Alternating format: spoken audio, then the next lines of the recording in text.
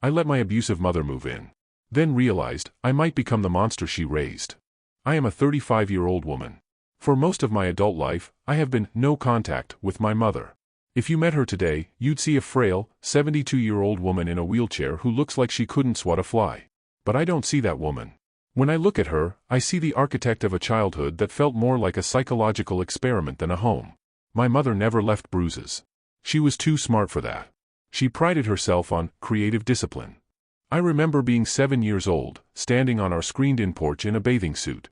There was a massive wasp nest in the corner, heavy and gray. She handed me a broom handle and told me to knock it down. When I cried, she stepped outside, locked the screen door from the outside, and watched through the mesh. I remember the sound of the wood hitting the nest, the explosion of yellow and black, and the searing heat of the stings. I screamed and beat on the door, but she just stood there with her arms crossed, waiting until she decided I'd learned my lesson before she let me back into the air conditioning to put baking soda on the welts. Then there was the heat lamp. If I talked back or didn't finish my chores to her standard, she'd make me stand in the corner of the bathroom. She had installed a high-intensity heat lamp in the ceiling for her spa nights. She'd turn it on and make me stand directly under it, inches away, until the skin on my shoulders and neck felt like it was bubbling. If I moved to find a cool spot, the timer started over. But her favorite, the one that really stuck in my marrow, was the winter porch. We lived in a climate where the wind chill could drop into the negatives. If I was too loud or too much, she'd put me on the porch without a coat, shoes, or hat. She'd lock the deadbolt. I'd sit on the concrete, hugging my knees, watching my breath turn into clouds, listening to her watch TV inside. I went in see the day I turned 18. I didn't look back for 15 years. But a few years ago, a local relative, the only one who still bothers with her, reached out. She told me Mom's health was failing. Congestive heart failure, mobility issues, the works. Against my better judgment, I agreed to be cordial. We talked on the phone once a month. We never discussed the past. She never apologized. I figured as long as there were several hundred miles between us, I was safe. 2 weeks ago, that relative hit a breaking point. She lost her housing due to some financial disasters and told me she had nowhere for my mother to go while she transitioned into a new apartment. She begged me to take Mom in for just 3 or 4 weeks. I have a large house. I have a guest suite on the first floor. I thought, I am an adult. I have been to therapy. I am stronger than her now. I can do this for 21 days. Leading up to the move-in day, I felt this low-level hum of electricity under my skin. I couldn't sleep. Every time I looked at the guest bed, I felt a flash of heat, like that lamp was hanging over me again. But I pushed it down. I told myself I was being a good person. I drove to pick her up yesterday. The car ride was silent. She looked so small in the passenger seat, tucked under a blanket. I tried to focus on the few good memories, the way she'd make cocoa after a snowstorm, the way she liked the same old movies I did. I was desperate to find a reason to love the person I was bringing into my sanctuary. It was a freezing day. The wind was whipping, and the temperature was hovering around 15 degrees Fahrenheit. When we pulled into my driveway, the logistics of the move-in hit me. I realized I had locked the front deadbolt from the inside, and I didn't have that specific key on my ring. I always used the smart lock on the back door. I unloaded her wheelchair, helped her into it, and rolled her to the front porch. I have to run around back to unlock the front from the inside, I told her. It'll just be a second. I left her there. Just my mother, her wheelchair, and the biting winter wind. I walked around the side of the house. I put my coat into the back door. I stepped into my warm, lemon-scented kitchen. I reached for the front door handle to let her in, but my hand stopped. Suddenly, I wasn't 35. I was 9. I was standing on the other side of a locked door, shivering until my teeth ached, watching her silhouette through the glass. A thought entered my mind, cold and clear, it's my turn. I didn't open the door. I walked over to the electric kettle and turned it on. I sat down at my kitchen table and watched the clock. 1 minute. 2 minutes. I thought about how long she'd made me wait. I thought about the wasps. I thought about the heat lamp. I felt this terrifying, intoxicating surge of power. For the first time in my life, I was the one with the key. I could leave her out there for an hour. I could leave her out there until her fingers turned blue. I wanted her to feel exactly what I felt. I wanted to see her face through the window and see the realization hit her that she was finally at the mercy of the child she broke. I sat there for 10 minutes. The kettle whistled and shut off. The house was silent. Then, the adult me, the person I worked so hard to become in therapy, snapped back into place. I felt a wave of nausea so violent I had to lean against the counter. I realized with horrifying clarity, I am not safe. If I let her stay in this house, I am going to hurt her. The resentment isn't resolved. It's a pressurized tank, and the valve just blew. If she stays here, I won't be a caretaker. I will be a jailer. I will find creative ways to get even. I ran to the front door, unlocked it, and pulled her inside.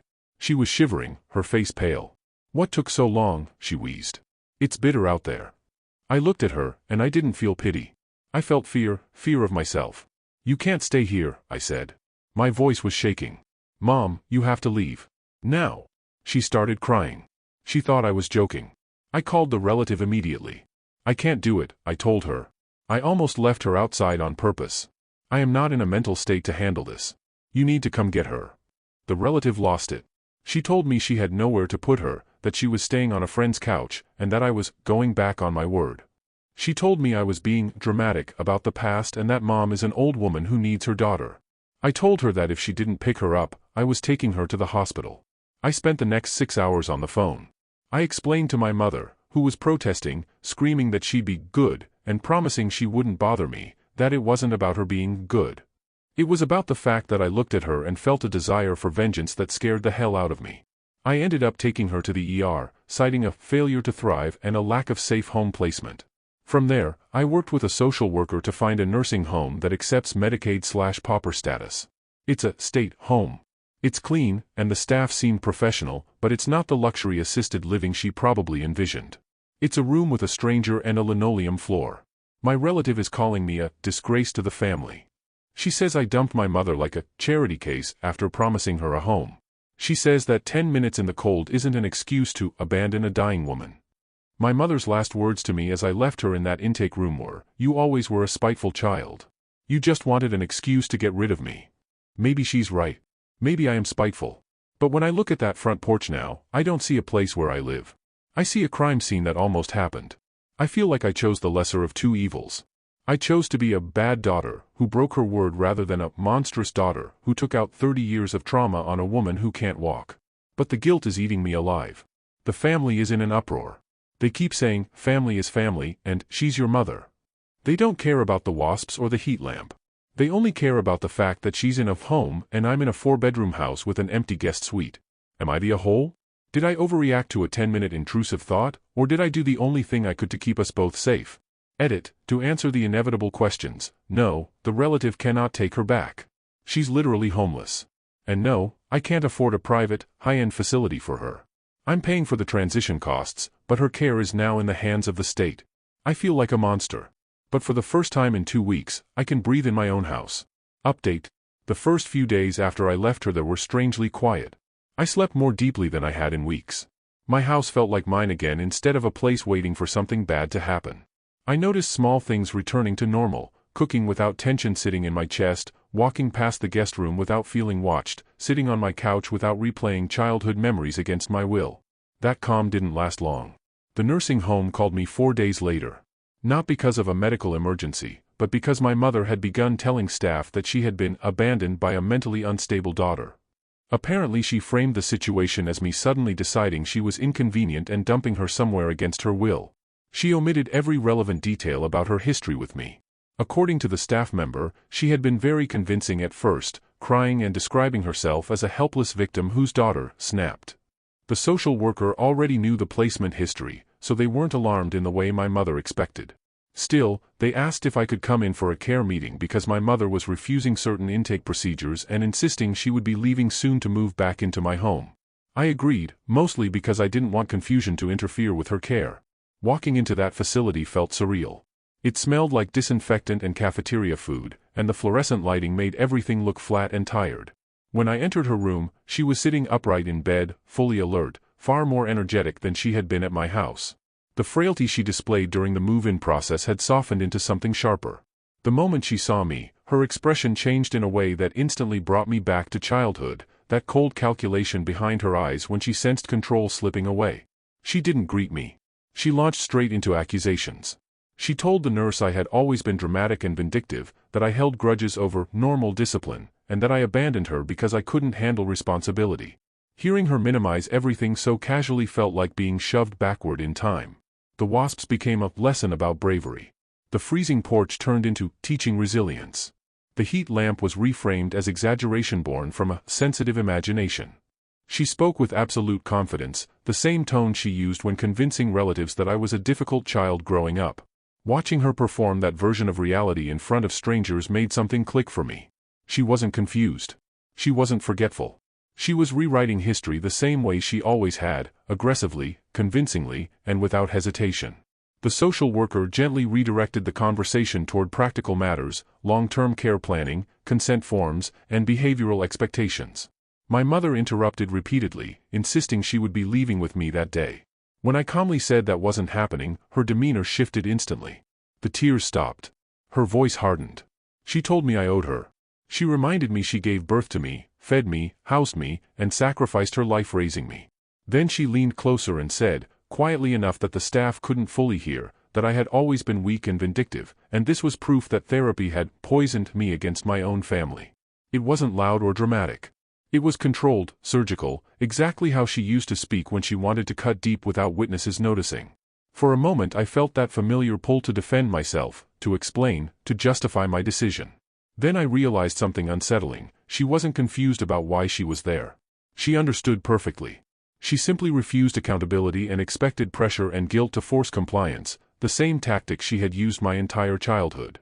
The meeting ended with staff confirming she would remain at the facility and that all placement decisions were appropriate. I left feeling drained but strangely steady. That conversation erased any lingering illusion that she had changed with age or illness. The physical weakness was real, but the psychological patterns were untouched. The family backlash intensified after that visit. My relative, the one who had asked me to take my mother in, began contacting extended family members with her version of events. Within a week I received messages ranging from passive-aggressive disappointment to outright hostility. Several relatives accused me of abandoning an elderly woman to punish her for childhood disagreements. One cousin sent a long message about forgiveness and how holding on to anger makes you bitter. None of them asked what actually happened during my upbringing. None of them wanted specifics. They preferred a simple narrative where I was cruel and my mother was fragile. What surprised me most was how coordinated it felt. My mother had apparently been calling people from the nursing home phone, telling them she feared dying alone because her daughter hated her. She told them I left her outside in the cold intentionally before dumping her at a hospital. The irony of that accusation hit me hard. She described the exact punishment she once inflicted on me, except now she was the victim in the story. One aunt called me screaming, demanding I fix this embarrassment. When I calmly explained why my mother could not live with me safely, she interrupted and said parents sometimes make mistakes but children are obligated to forgive. That word, obligated, landed heavily. It perfectly summarized the dynamic I grew up in. My role was never to heal or to feel safe. My role was to absorb harm quietly so the family could maintain its image. Around this time, the nursing home contacted me again because my mother had begun refusing assistance from certain staff members, claiming they were mistreating her. After investigation, it became clear she was targeting younger female aides and accusing them of disrespect whenever they enforced routine rules. One aide reported that my mother told her she reminded her of an ungrateful daughter who needed discipline. Hearing that made my stomach drop. Even now, confined to a wheelchair and dependent on others, she was recreating the same power dynamics wherever she could. The staff handled it professionally, but they gently warned me that my mother displayed manipulative behavior patterns common in residents who struggle with loss of control. That phrasing stuck with me. Loss of control. It explained so much about my childhood, punishments that were never about correction but about dominance, about establishing unquestioned authority. Meanwhile, the relative who originally cared for her stopped speaking to me entirely. She posted vague social media updates about loyalty and betrayal, clearly directed at me. Mutual acquaintances began asking indirect questions, clearly influenced by the narrative circulating through the family. I stopped defending myself publicly because every explanation turned into another argument where facts didn't matter. The most difficult moment came about 2 weeks later when the nursing home called to inform me my mother had listed me as her emergency contact while simultaneously telling staff she wanted nothing to do with me. That contradiction felt painfully familiar. She wanted access and obligation without relationship or accountability. She wanted the benefits of having a daughter without acknowledging what she had done to that daughter. I updated the paperwork to allow medical communication but limited personal contact. Making that decision felt heavy, but necessary. Each interaction with her reopened emotional wounds that had barely begun to heal. Something unexpected happened during this period. Without constant tension surrounding me, memories started surfacing differently. Instead of chaotic flashes tied to anger, I began recognizing patterns I hadn't fully understood before. The punishments weren't random bursts of cruelty, they were calculated moments designed to create fear and dependency. Isolation, humiliation, exposure to discomfort, each method ensured I associated safety with her approval. Realizing that reframed my lingering guilt. I hadn't abandoned a loving parent in need. I had removed myself from a lifelong system of control. A few days ago, I received a voicemail from her. Her tone was calm, almost pleasant. She said she forgave me for overreacting and was willing to start fresh if I brought her home. The phrasing felt chillingly familiar, as if reconciliation required me to erase reality again. There was no acknowledgement of harm, no curiosity about why I felt unsafe, only an offer contingent on returning to the old dynamic. I didn't call back. Instead, I sat in my living room and noticed something simple, silence that didn't feel threatening. No anticipation of criticism. No sudden tension waiting for punishment disguised as correction. Just quiet. The guilt hasn't vanished completely. Years of conditioning don't disappear overnight. Sometimes I still question whether a better daughter would have endured more, forgiven faster, sacrificed comfort for obligation. Then I remember sitting at my kitchen table that day, realizing how close I came to becoming someone I didn't recognize. That moment matters more than appearances or family approval. My mother remains in the facility. She receives consistent medical care, meals, supervision, and safety, far more stability than she ever provided me emotionally. She is not abandoned. She is cared for by professionals who are equipped to handle her needs without the history that makes our relationship volatile. The family still considers me the villain. Invitations have stopped. Holidays will likely pass without contact. That loss hurts more than I expected, but it also feels honest. Their acceptance was always conditional on silence. For the first time since childhood, my home feels like a place where nothing bad is waiting behind a locked door. I don't jump at small noises. I don't replay conversations wondering what I did wrong. I exist without bracing for punishment. I don't know what the future looks like with my mother. Maybe distance will remain permanent. Maybe age will soften something in her eventually, though experience tells me not to expect that. What I do know is that bringing her into my house would not have healed anything. It would have recreated a past that nearly swallowed me again. People keep asking whether I regret sending her there. The honest answer is complicated. I regret that I ever had to make a decision like that. I regret that the person who was supposed to protect me became someone I feared becoming myself. But I don't regret choosing safety, for her and for me. Thanks for watching. Don't forget to like, share, and subscribe to Daily Tales Update for more such stories.